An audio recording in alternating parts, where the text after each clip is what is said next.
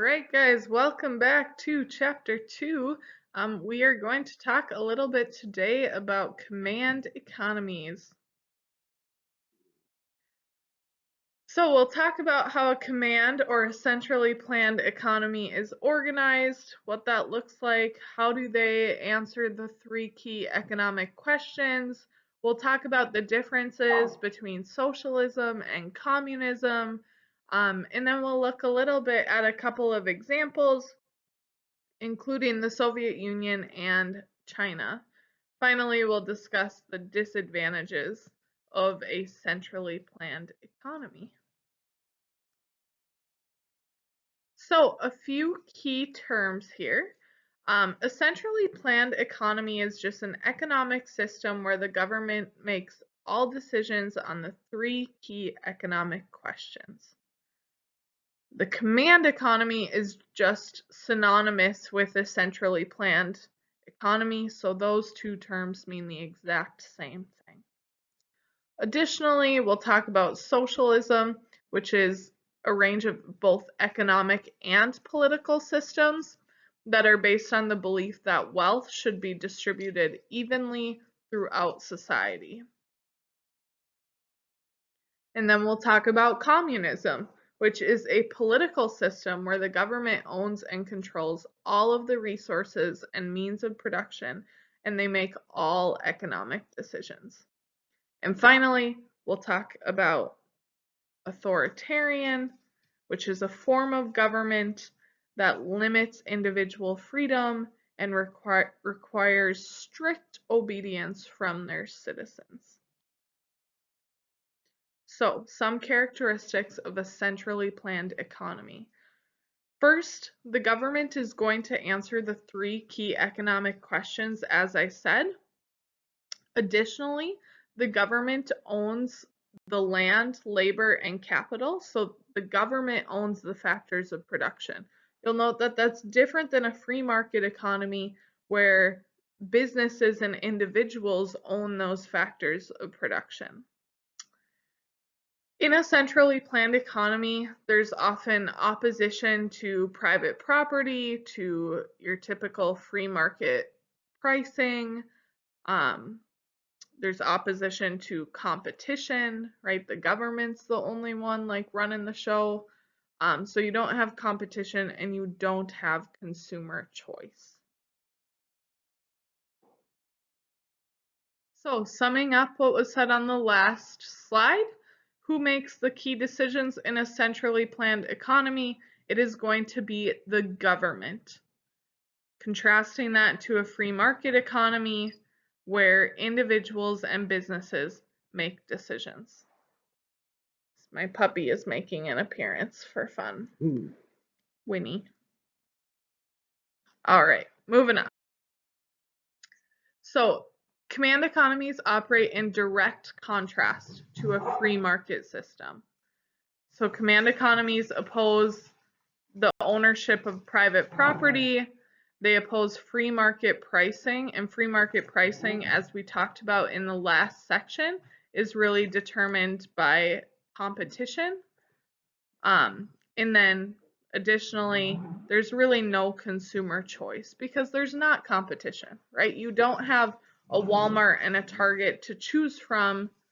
You just have one choice. So then we had the term socialism. So socialism is going to describe both an economic and a political system. And really the tenet of socialism is the belief that wealth needs to be evenly distributed throughout society. Right now, socialism in its like pure form is different than like democratic socialism, which is what like Bernie Sanders, AOC, other politicians like that identify as democratic socialists. A little bit different in that they don't necessarily believe that everyone should take home the exact same paycheck, but they have different beliefs about like how the wealthy should pay their taxes, like how much they should be on the line for, so on and so forth. So a a little bit different, but kind of rooted in a similar idea, right? So socialists argue that economic equity can only exist if the centers of economic power are controlled by the government or the public as a whole, rather than by individuals or corporations. So they really believe that when corporations and individuals are in charge, self-interest is really going to like take the cake here, and it's going to be bad for consumers, right? You're going to have large discrepancies in wealth throughout a society, so on and so forth. So a socialist would propose that the only solution to that problem would be having the government or the public as a whole own all of the factors of production. In some nations, like Sweden, socialism coexists to some degree with free market practices. So we call this market socialism. It's present in a lot of European countries. Market socialism, democratic socialism, oftentimes are found in European countries. And so in market socialism in particular, the government uses its power of taxation to help redistribute wealth and they also provide extensive services. So the government is going to provide government-run healthcare, government-run and funded education, so on and so forth. So your businesses are still privately owned, but the wealthy pay much more in taxes so that some of that income can be redistributed to the people within society that are not as well off. So that's kind of how they redistribute income. So then we have Karl Marx. You may have heard of Karl Marx from your previous history classes, but Karl Marx wrote about communism, okay? And in communism, the central government owns and controls all resources and all means of production. So communism is derived from the writings of Karl Marx, who really believed that labor, the people's labor, was the source of all value, but he argued that under capitalism, all the profit created by laborers, by workers, ended up in the hands of the property owners. So he said there's a cost to capitalism, right? He said in capitalism, he fully believed that there would be exploitation of workers, and the people at the top, the people who owned the businesses, are really the only ones who would benefit from capitalism. And he said that would ultimately lead to an unfair distribution of wealth. So Karl Marx argues there's a cost to capitalism, that is exploitation of workers, and the solution to that is communism, where the government owns all of those factors of production. The Soviet Union became the world's first communist state in 1917, and it remained so until it broke up in 1991. Soviet economic planners sought to build power and prestige, and they allocated the best resources, the best land, labor, and capital, to heavy industry.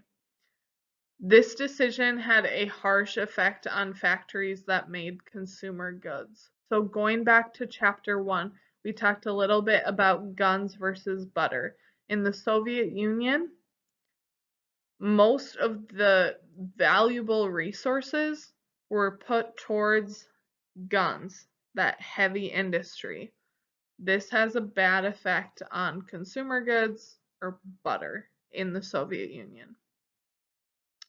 Ultimately, this decision to invest in heavy industry means that there's shortages in consumer products, and so these shortages become a reoccurring problem in the Soviet Union.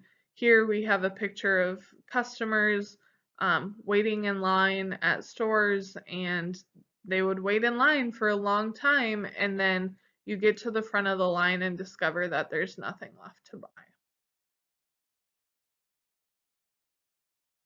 China would be another example of a command economy.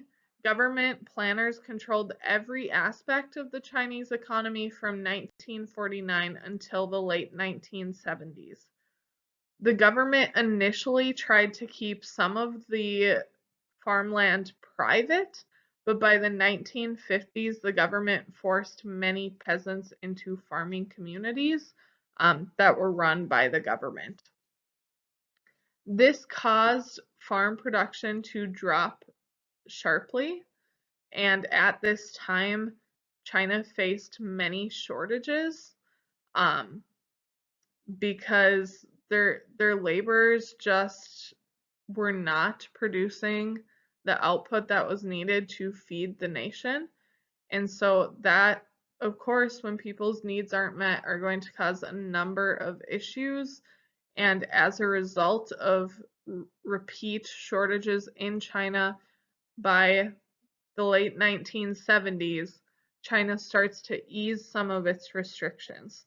Now, they're still more of a command or centrally planned economy today than like a free market like we have in the United States, but they have significantly eased some of their restrictions since the 1970s, and that really has allowed China to boom, their economy to boom, in a way that it probably wouldn't have otherwise. So by the 1970s, China is giving more of their farmland to private owners, and today China allows more economic freedom than it had in the past, which, as I mentioned, has given their economy a huge boost, and they have become one of the biggest economies in the world.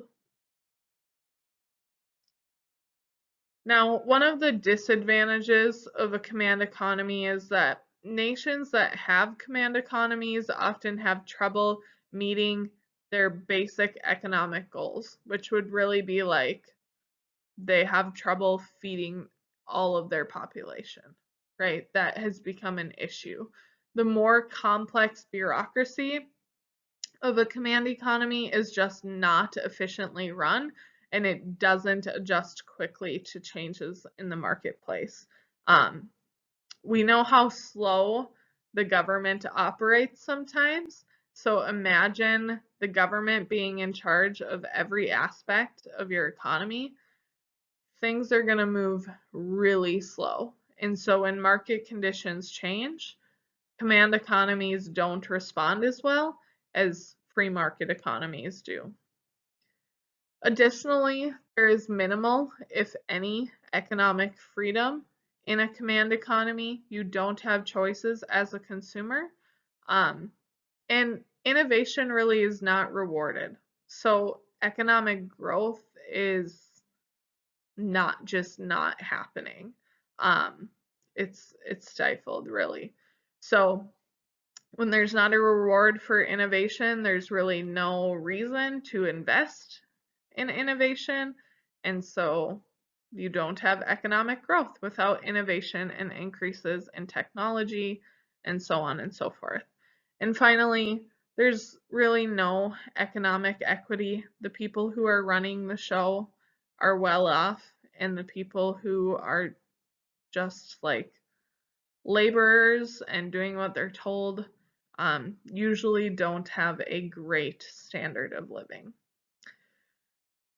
One advantage, actually a couple advantages of a command economy, they do guarantee jobs for their people. So they create industry and they guarantee that people have an opportunity to work. In the United States, in a free market economy, we're always kind of keeping track of the unemployment rate. We try and like invest in certain industries and add more jobs, but there's always going to be a share of the population that's unemployed. If the government is creating all these jobs, they can create exactly as many jobs as they need for everyone in the population to work. So command economies do guarantee jobs and some sort of income. May not be great, but they really provide a baseline income. And command economies can be used to jumpstart select industries, really. So in the Soviet Union, they decide to really focus their resources on heavy industry, on guns. Turns out not to be the greatest thing in the world, but they could have invested that money elsewhere. And so they could have jump started any industry that they sort of selected. All right, so that is section 3. Let me know if you guys have any questions, and we'll see you back here for section 2.4.